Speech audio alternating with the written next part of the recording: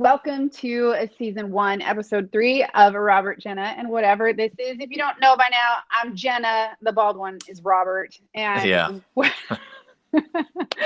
we are going to get a little spicy and dicey and talk the COVID-19. Are we allowed to call it a vaccine yet, Robert? Have we determined that? That's what people know it as. But that's what we're going to be talking about today is exactly how the vaccine works.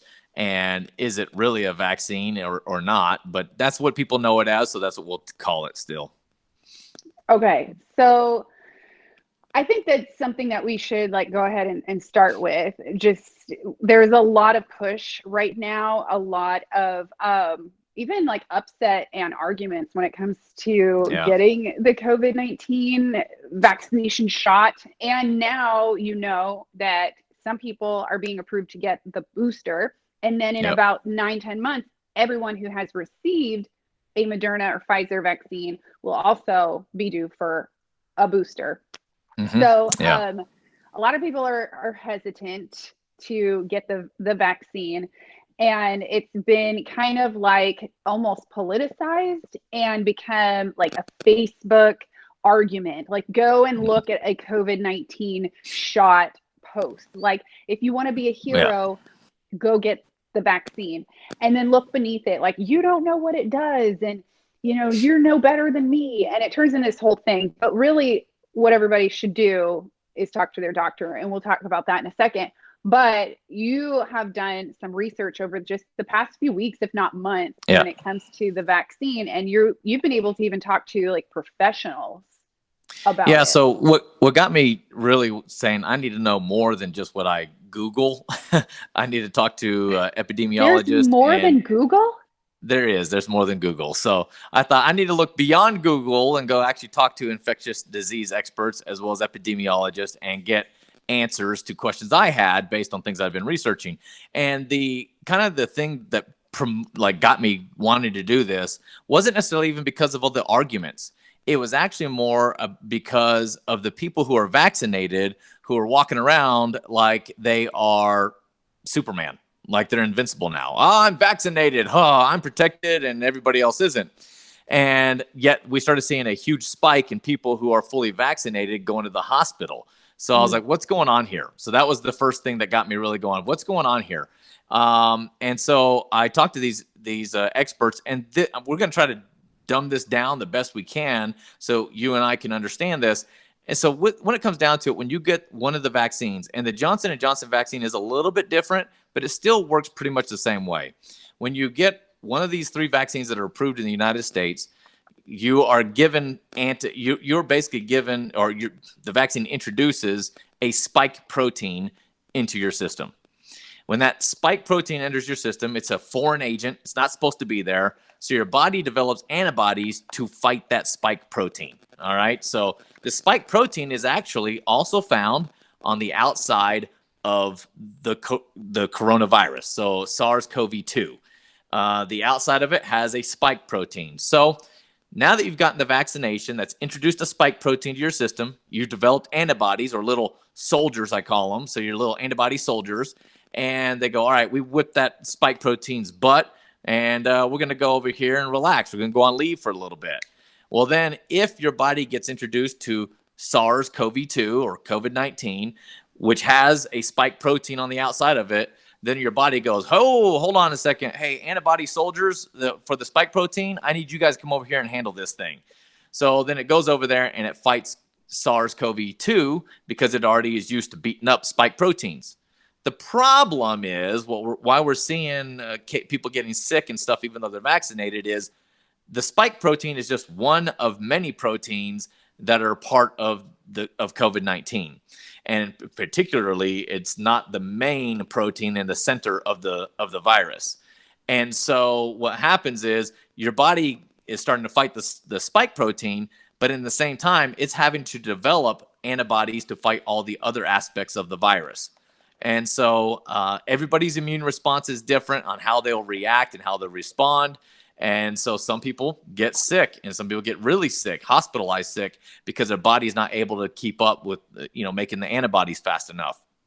Now, when it's all said and done, and you recover, then you have the spike protein antibodies, you have the antibodies for the other proteins, and you have the antibodies for the core cell for the protein of the virus.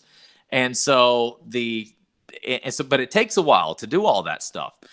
Once again, it's also dependent on everybody's immune response. Everybody's immune response is a little bit different. So some people will get the vaccine, what we call the vaccine, that introduces the spike protein into your system, and then you develop the antibodies. But for some people, their antibodies only last a few days. Other people, their antibodies could last a few months. And what we're seeing is, on average, it's about 8 months, which is why now they're starting to say, if you've had Pfizer or Moderna for about 8 months, you need to go get a booster shot because you're going to start to see a depreciation of your antibodies. And so based on everybody's individual immune response will determine on how long those antibodies last in their system. So the question I had with these infectious disease experts and epidemiologists was, okay, so what about somebody who has fully recovered? Like they did not get vaccinated, but they did get COVID and they fully recovered. What antibodies do they have? And their answer is they have all of them. They have all the antibodies. They have the spike protein antibodies. They have the antibodies to fight the core protein and all the other aspects of it. And I said, then why in the world are people who have fully recovered and have all these antibodies, why are they being told they should go get vaccinated by so many people? The answer from the epidemiologist was they're ignorant. They're just scared and they're just saying, go get vaccinated. The infectious disease expert had a little bit different view. He said, if you get vaccinated, even though you recovered, it will act like a booster shot to you because now you're given more spike protein antibodies to fight the virus. The other reason that both of them did agree with, though, was over time, even somebody who fully recovers from the virus, their antibodies are going to dissipate as well. So over time, you're going to need some more protection because this virus isn't going anywhere right now. So if you get vaccinated, if you got COVID and maybe it's been 6, 8, 9 months, your antibodies may be lagging and it might be time to get vaccinated to help give you a leg up. So that brought up another question, which is, why can't we just see if we have antibodies? Like, why don't we just test to see if we have antibodies? And if I have antibodies, I'm good. I don't need a booster shot. If I don't have antibodies, then okay, maybe I need to go get some protection. The answer to that was, yeah, you could do that. And I said, why isn't everybody not doing that all the time? Instead of testing all the time, why don't we test for antibodies? And their answer to me was, it's too expensive to test for antibodies. It's a lot easier to test to see if you're positive or negative and give you a shot than it is to test for the antibodies. Wait, how is it expensive? Can't you go give blood and then find out if you have the antibodies? Oh yeah, you can do that too. Yes. And you get to go give blood for free, and they pay you in cookies. So whatever. What? I don't know, because I'm afraid of needles, so I won't do that. I know. I was waiting for you to bring that up. So that sounds fine if you're crazy and like somebody to take your life force out of your system. But if you're okay with that, then you can go get your blood taken and test for antibodies. So that brought up a conversation with both of these individuals I was talking to about the vaccines, what we call the vaccine. Because then I was like, so this isn't really a vaccine.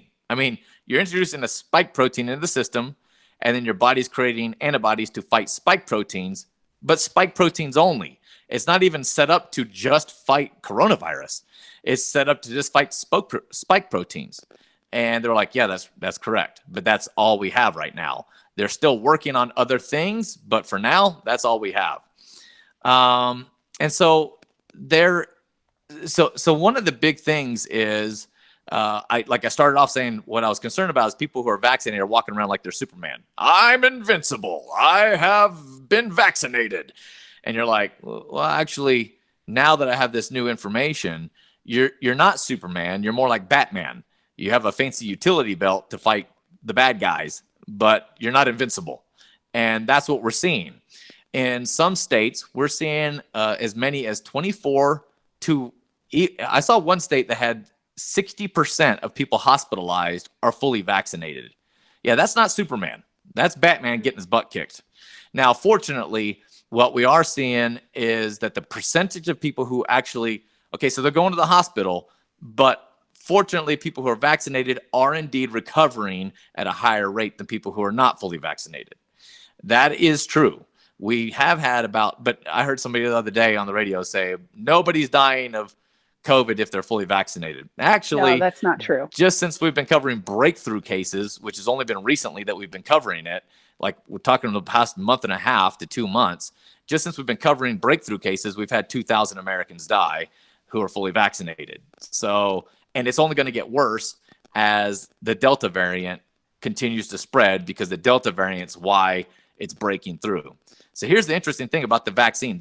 This spike protein that was introduced, it was really effective in clinical trials against the Alpha variant, which is the original COVID-19. The Delta variant and other variants that may come in the future that are a lot more aggressive are, it's not as effective against them. And you can understand why, because you've got this antibody to fight the outside shell of the virus. And in initial trials, it was very effective because as your body was fighting this, you were developing other antibodies. The problem is the Delta variant and the Lambda variant that's in Africa right now, that's working its way through that country. These variants are so aggressive that as your body's trying to fight the spike protein, it's too late. The other proteins are already attacking your body, and that's why you're getting hospitalized. Your body's not able to make the antibodies fast enough to fight it. So that's kind of I say long story short, but that was kind of long. That was the long story long of how That's a the lot vaccines, of information. It's a lot of information, but the gist of it is what we call the vaccines is introducing a spike protein that helps your body create antibodies to fight that. But coronavirus, COVID-19, has many other proteins in that virus that your body is still going to have to fight if you get infected. That's also why the CDC and other organizations now say, you know what, even though you're vaccinated, you got to wear a mask, because these other ones are so aggressive that if you get infected, your body's not going to be able to keep up and keep making the antibodies fast enough. And that's why you're going to get sick and blah, blah, blah. So that's the long story long of it. So it does bring back the question. Somebody who's recovered from the virus, do they still need to get vaccinated? And that's what we call vaccinated.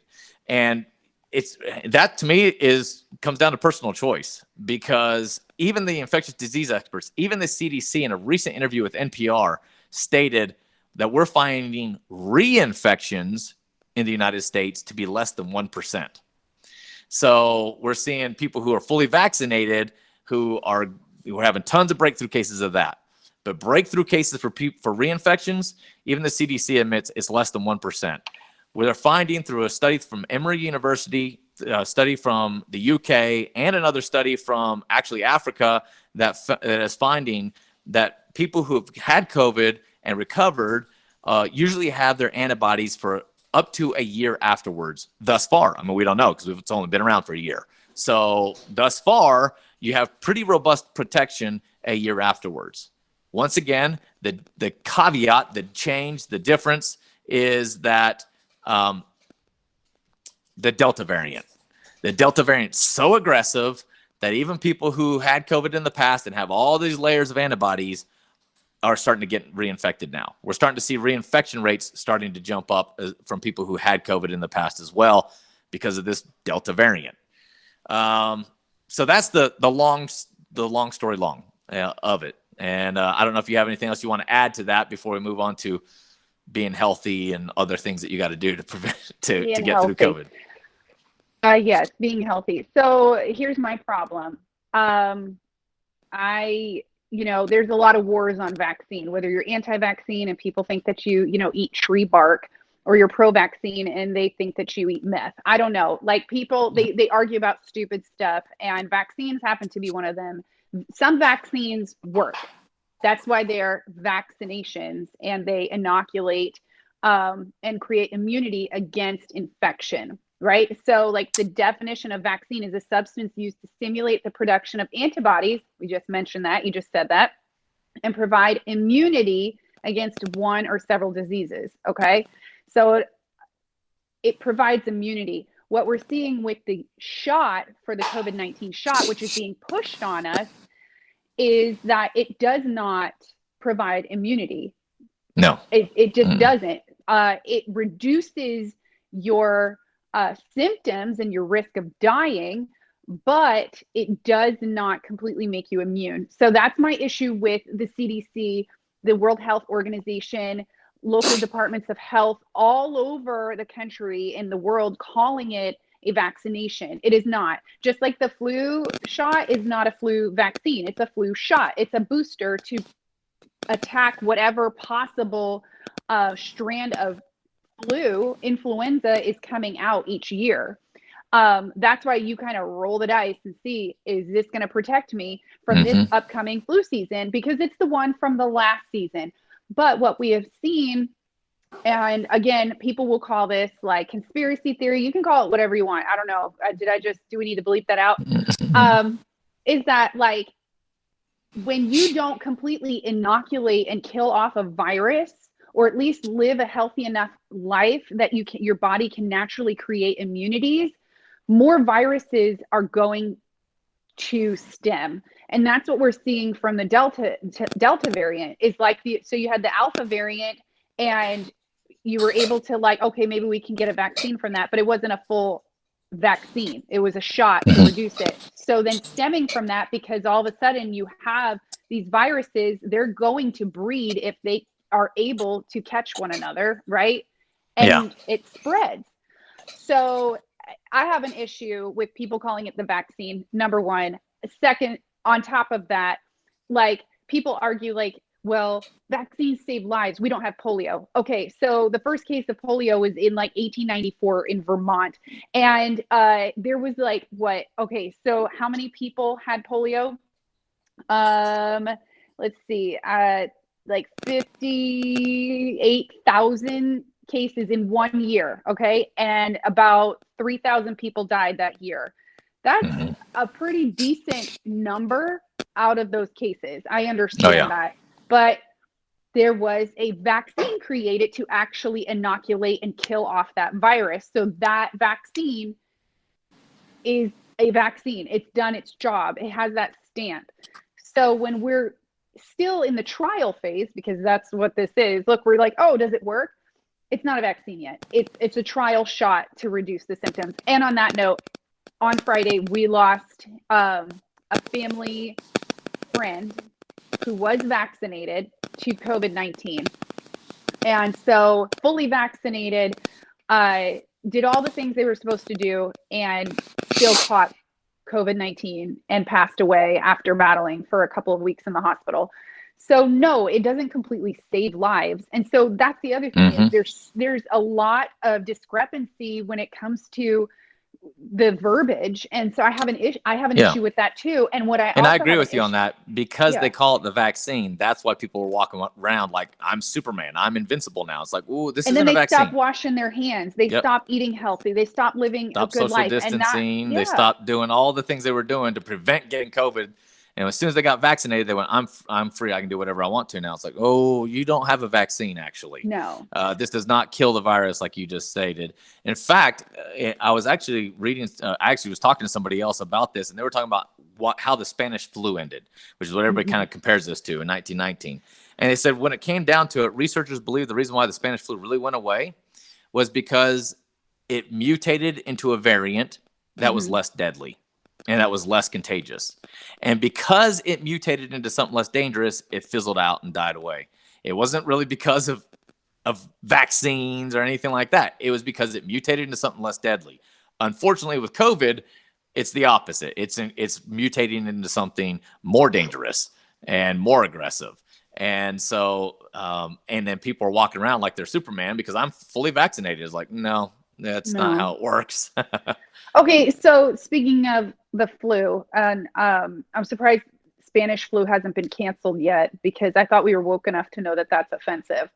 But talking about like the flu, and here I have right in front of me World Health Organization. So what has been one of the number one things people have said when you argue, like, I just don't trust the vaccine.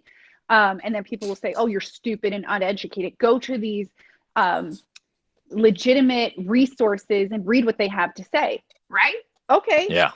I do what I told to do then, right? I'm a researcher. I am not a doctor, but I will research. I mean, before I go ahead and give my kids something, before I put something in my body, I read the labels. If it says that it's known for causing cancer, I throw it away. I'm not putting it in my body. But I went and I looked up on the World Health Organization. I went to their COVID-19 area, and they have an area where it compares COVID-19 to influenza, which everybody has compared it to the flu. Mm-hmm. Okay, now here's the thing. Right here, it says that mortality for COVID-19 appears higher than for influenza, especially seasonal influenza. While, okay, so, but there's like, I don't understand why they would say that. And they still say right here on the website that more people still have died from influenza than from COVID-19. Overall, yeah. Overall. Yeah. But it's saying in percentage that only, okay, 80% of infections of COVID-19 are mild or asymptomatic. So they're not even like a high percentage where this is sending every single person to the hospital. We've known this. 15% are severe infection, and then 5% are critical infections requiring ventilation. So we're still freaking out over a virus, which we should, number one, be concerned about because of the way it came to be. And number two, we should be concerned because overall we should be concerned about our health. If anything, and this can transition us into this where we do need to be concerned about our health. I understand social distancing is tough sometimes, but we don't need to be all up in each other's business. And we live in a country. No. Like even without the pandemic, like we don't need to be all on top of each other. Right.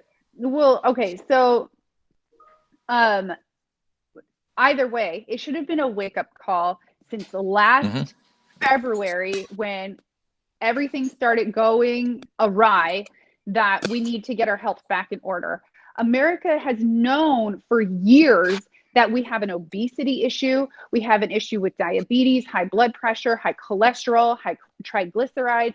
We have an issue overall in our health. And I'm not saying health, whereas in we need to always wash our hands, sanitize, and spray everything with Lysol. I'm talking our overall how we treat our bodies that we were given and that God made for us to use here on earth. And instead, we're told, oh, you know, in your health, mask up, get a vaccine, stay away from people. Yeah. No, okay, World Health Organization, how about talking about walking every single day, eating the rainbow, getting adequate amount of sleep, raising your CD and zinc levels. There's so many other things other than just masking and getting a shot in your arm and hoping that it works. Like it's kind of like we've known forever though that that's our society. We all look for the magic pill. We look for the magic pill. And so this is the magic pill. Oh, I don't have to get in shape. I don't have to lose weight. I don't have to eat right. I don't have to exercise. I can just go get vaccinated and be fine, which of course is not a vaccine, but that's what people are thinking. And so they're like, oh, look, see, I didn't have to do all that. I get to walk around like I'm Superman now. And then they get sick and they're like, what's happening here? Because you're right. This should have been a wake-up call to us and in the world of we got to work on our health. Now, that being said, you mentioned 15% of people get serious illness from COVID-19. They're finding more and more that that's actually genetic related, that there's something in certain people's genes that makes them more susceptible to COVID-19 than something else. There's another part of it too. I've brought this up in the past and people are like, you're trying to fat shame people. I'm not fat shaming anybody. I'm just pointing out facts. 78% of the people who are hospitalized, according to the CDC, are overweight or obese. Now, I get it. 68% of Americans are overweight or obese, so it's pretty much us, but it's a higher percentage than what, like if you said 65% of the people hospitalized from COVID were overweight or obese, I'm like, well, that's the percentage of Americans overweight and obese. But this is actually higher. 78% of people hospitalized are overweight or obese. So it shows there is susceptibility there. And so when you look at that, this should have been a wake-up call for our health. And instead of, like we talk about the COVID-15, like people gained 15 pounds on average over the pandemic, over the lockdowns. Well, Mm-hmm. it should have been a COVID-15 of we lost 15 pounds during the pandemic, but instead we sat home and ate ice cream and watched TV all day and And and gained drank. weight instead. And drank, yes, which that does kind of lead us to our next story. But I do want to point this out. You're bringing this up too. We do know that most cases still are asymptomatic. The actual recorded cases that we have of positive cases in America since the start of the pandemic, since the start of the COVID-19, is about 36 million Americans. But Mm-hmm. those are the people who went and got tested. A lot of people were asymptomatic, didn't even know they had COVID. And, they obviously did. They were just asymptomatic. They didn't show symptoms. And Mm-hmm. so at one point, the CDC took this off the website, but at one point they had on there that they believed that for every positive case, there was 9 more people who were asymptomatic who weren't getting tested. And so with 36 million Americans, that already in and of itself equates to 10% of America. And out of 36 million Americans, we unfortunately did have 600,000 who succumbed to the virus. But when you look at that percentage-wise, just if we say everybody who got COVID went and got tested, it was 36 million people, which we know that's not true. But even if it was, 600,000 out of 36 million is 1.7%. We're not talking about something that's killing 10% of our population here. And that's where I look at, I feel like there's just overreaction overall to everything. And look, we went through how the vaccine works, what we call the vaccine, how the vaccine works. And I think if somebody understands the way it works and they're like, I need that extra protection. I want to get that leg up. I want to have that utility belt from Batman. Okay, Mm-hmm. cool. But understand what it is and what Right. it's not. And what it's Yeah. not is a vaccine that actually kills the virus. And so you understand that, Right. but then also trying to shame people into getting the vaccine. Oh, come on. Yeah. And overall, I've seen it on the opposite side of it too, where I'm seeing people who are becoming vitriolic towards other people who are advocating for the vaccine. And It's unnecessary. it's unnecessary. I mean, when it comes down to it, we're brothers and sisters. And so we may Mm-hmm. disagree on how to do these things, on how we should Right. approach certain things. But overall, what we have lost, and I think what has become evident over this pandemic, is we have lost the ability to have our personal responsibility. Mm-hmm. That we Yeah. should each watch for ourselves, do Mm-hmm. your part to protect yourself and maybe your immediate family, and that's it. Like, I mean, if somebody decides to not get vaccinated, I get this from all the time. They go, somebody's not getting vaccinated, they're being selfish. I said, why? And they said, because they're going to infect somebody else. And I just like, they're not going to infect anybody else who wasn't willing to take that risk either. Because if you're vaccinated and you social distance, you wash your hands and you wear a mask because you're terrified of getting COVID, you're probably not going to get COVID. But if you kind of don't care and you're like, yeah, I'll take my chances if I get it, then you're only going to be giving it to somebody else who has the same mentality. And so that's where it comes down to for me. Okay, well, whatever happened to like go play in the dirt and get a good immune system? I mean, come on. That's what we were always told to do. Get Yeah. outside, go get around other kids. Yeah, you're right. I want to touch on like the whole judging each other and these wars back and forth, which we talked about at the beginning of the episode, is like, it's so unnecessary. I've had people blatantly stand in front of me who know me and know my medical stuff go, people who aren't getting vaccinated are stupid idiots. Like, and it's kind of like, why would you talk like that? Why would you say Yeah. that, especially standing right in front of me when you already know my medical stuff, you know my medical background? This is what we should do. Number one, take personal responsibility. Stop waiting for the government to tell you what to do. Number two, go talk to your doctor. If you can't get to your personal doctor, go see your community health clinic and talk to them. I mean, like, tell them all your fears. Tell them all of your medical history. Ask them to break down all of the ingredients of the vaccine. Not Dr. Google?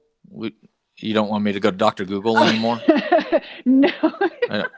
Like, do you know him? So go to a real doctor, not Dr. Google. Got you. Okay. Yes, because they know you. Get to know your doctor first and have them talk you through it. They will guide you in the right direction. And then I really believe that. Take responsibility. And then pray about it. I mean, if you're a believer, which I am, if you have peace about getting it and that is what God has told you to do, go do it. Yeah. If you don't feel at peace and you are hesitant, don't do it, because I don't believe that God will make you do something that is against his will. And I don't think that he will give you any anxiety about anything. Ask him for peace. And yeah, just take care Yeah. of And yourselves. It's I've so known a important. couple of people who've actually confided in me that they hit a point where they thought, I think we can go get vaccinated. And they prayed about it and they just felt very uncomfortable. And so they went, you know what? I'm not going to go against that feeling right after I prayed. And so they both abandoned that. And then also, as you mentioned, a lot of people are like, hey, if you don't get vaccinated, you're stupid. And they keep saying these things. Actually, a new study just came out recently. The category of education, like when you talk about you dropped out of high school, maybe had some college, when you look at the different categories of education, the group that is the most vaccine hesitant are those with PhDs. That is the group that is most vaccine hesitant. So that's your most educated group, is the group that's actually the most vaccine hesitant. The other thing with this is, kind of what we were saying before is, like, when it comes down to it, this has also shown how much we've just kind of lost love for one another. We've lost patience for one another. We're no longer trying to empathize with our neighbor. Instead, it's just trying to blame and create fights sometimes when there's not even a fight needed to be involved. Yeah. I mean, and the Bible says to live at peace with one another as much as possible. So we're creating these arguments, and it's just adding so much division into our world, into our atmosphere. And so it's just, we need to get back to the basics of loving God and loving people. And if you believe that loving God and loving people is going to get the vaccine, and you have talked to your doctor, not gotten advice from, Dr. Google or a Facebook post, like, oh my gosh, like, that is so crazy to me. Like, you are not my doctor. Yeah. Neither is Mark Zuckerberg. So you can kind of just piss off. Anyways, yeah, we need to just get back to the basics, take care of ourselves and take care of one another. And also, like, you can share more about this, but we also saw that COVID kind of increased different things. And one of them was drinking, because a lot of people are stuck at home. And you actually found that, I guess it was in the UK, there was an increase in drinking. So there's two stories that I saw pertaining to this, like within the past week, two studies. One of them found that the UK increased 1 million alcoholics in the country over the lockdown period. And I mean, that's in and of itself like, wow, okay. But the other one I thought was a little bit nicer, because, we got to start loosening this thing up here a little bit. It's been heavy, this episode. They found a study that 39% of Americans increased their alcohol consumption.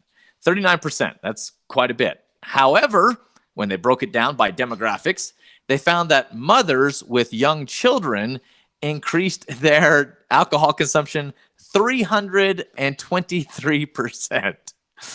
323%. It's time to drink yet? Yeah, exactly. I think that's what was going on. Kids were locked in. They couldn't go to school. You couldn't, they had to be at home. Are you kidding me? What do you think Exactly. I'm going to do by 12 o'clock? I'm going to drink. I've been Exactly. I homeschooling think them that's all what was day. going on. Yeah, I can actually, if it's okay, I can share a little bit of personal testimony with this. Everything shut down like March 15th or so. And I all of a sudden went from having 3 kids in an amazing school to learning how to homeschool and work a Google Meet for 3 separate children, and put things in Google Doc and make Excel spreadsheets for a 6-year-old. Like, I didn't know what I was doing, and I was well over my head. So yeah, by about 4 o'clock, when you've also entertained them and you can't go anywhere and the parks are roped off, you literally just are stuck in your yard, the beaches, the parks, everything was closed. You can't go anywhere. Yeah, I'm probably going to go to my happy, safe place. Yeah. And have, just my afternoon of vodka cranberry, and then just sit there and in the closet, literally like a closet drinker, and be by myself. Well, imagine the But moms who, at least you had a yard. Imagine the moms like in New York City oh, I know. I or would in never be out of. Chicago, I don't know. and they were stuck in these condos and apartments and with no place to go. That's prison. I have a friend of mine who had this. He lives in this nice apartment. Has 2 gyms. Has two outdoor swimming pools. And they closed all that stuff for COVID. And so, like, he couldn't even like enjoy the amenities at his own apartment complex. Even they were like, "No, stay in your apartment." And it's like, and do what? There's no balcony. There's nothing. And that was like that for millions of Americans. Well, And if you think yeah, about that's it, why they had everybody young kids moved at to home. Florida. Yeah, They were all that's like, right. Yeah. bye. We got to go somewhere where they let you go outside. It's like even prisoners were getting more outdoor time than That's people in true. New York City and That's California. right. Well, no, I will say, just to finish though, I felt very convicted. Like I said, I am very faith driven that I needed to stop drinking so much. Number one, it wasn't a good habit to pick up. That wasn't being healthy. Obviously, we want all of our organs to be, healthier and moving properly. And I didn't like the way that it made me feel. I was like sleepy because it was like, oh, whatever. So I actually stopped drinking, and I feel even better. And in fact, I miss homeschooling my kids. So I will just say, like, So it turned into a positive. It did. It turned into a positive. The first, couple months was rough, but we got through it. And maybe alcohol helped a little bit. I don't know. I'm not gonna lie. All right. I wouldn't know, but why don't we wrap it up with a good news story for us? Okay. So good news. This is good news in a way where it is celebrating something, commemorating something that is important to every American. In fact, people all over the world were impacted. And I'm talking about 9/11. We are only a few weeks away, not even, from the 20th anniversary of 9/11. And we will have a very special episode just for that, because I believe that it is extremely important to highlight that day and what it means to us as Americans and for our future. But I don't know if you know the National Memorial Trail Alliance. They're like cyclists. Oh, okay. They also have walkers and runners and, I don't know, power walkers, other people that do this. They have organized a bike ride to the Flight 93 National Memorial. So that's obviously in Pennsylvania. And so this is going to be actually a 24-mile round trip ride. And it's really cool because pretty much they'll start in Berlin, Pennsylvania.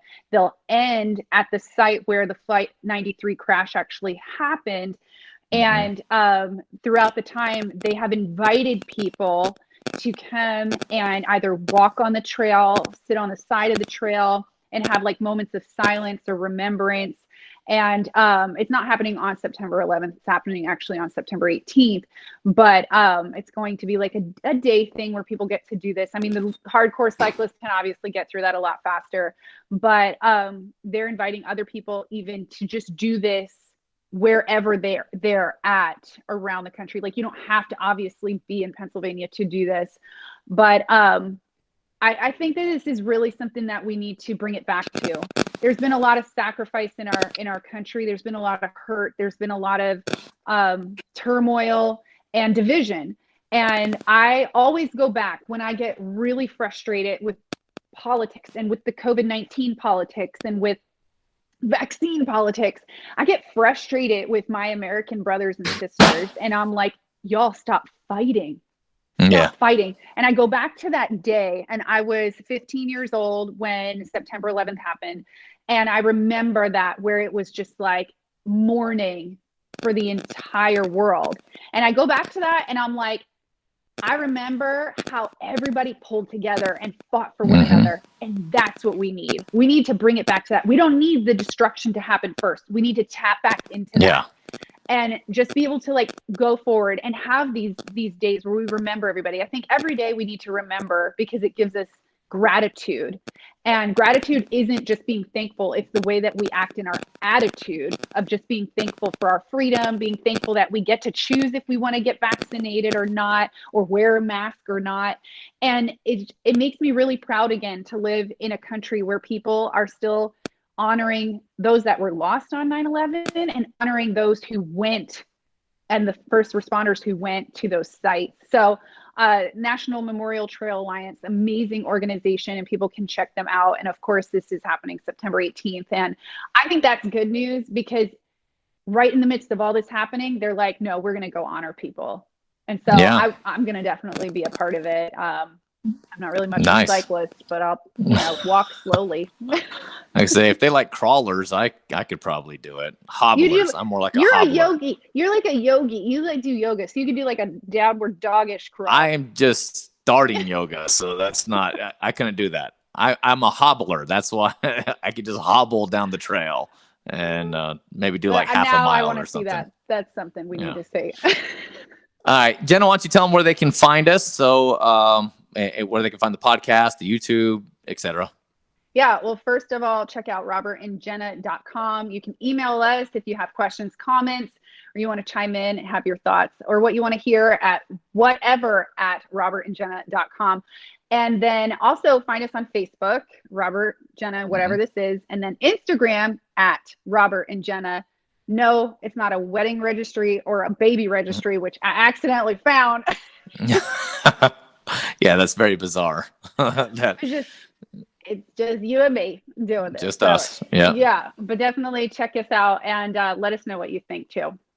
All right. Thank you guys very much. And we might end up having a special show as well coming up here pretty soon before next Thursday. But so just keep watching the website, subscribe to the YouTube page and channel. So that way, if we do end up having this bonus show, that you'll know about it. So thanks. Yeah. Thanks, guys.